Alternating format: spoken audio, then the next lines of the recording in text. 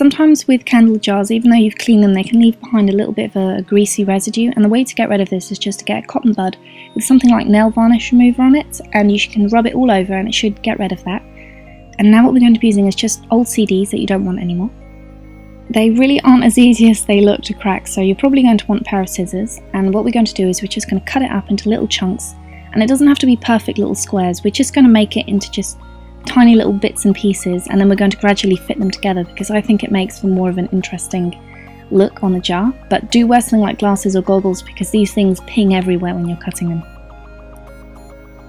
You're probably going to need about 2, maybe 3 CDs to cover the entire jar, and once you've got that, we're going to take the jar and we're going to take a hot glue gun. And as usual, if you're working with a hot glue gun, try and have it resting on a plate when you're not using it because the glue can get everywhere and this does not come out of the carpet. So you just want to put a little blob on the back, press it down, and then next it's just a game of mosaics really, just getting each little piece and trying to figure out where to fit it the best so that it looks the most interesting and fits in with the rest of the design.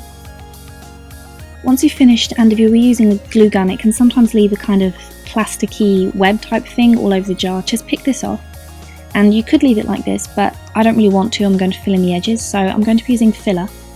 And you just want to add a little bit of water to this and mix it up until it looks a little bit similar to plaster of Paris.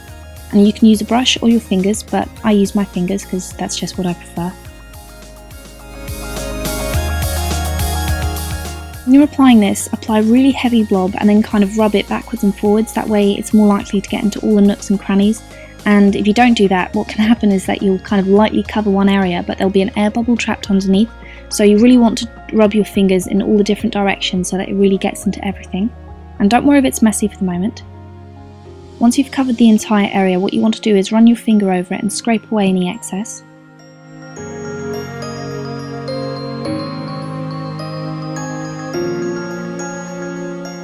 Once you've rubbed away the excess, you want to leave it for about maybe 10-15 minutes for the wall filler to dry, and then just take any old cloth and we're going to rub away any of the filler which is still stuck on the CD, or maybe it's a little bit rough around the edges, and just make sure that everything looks neat.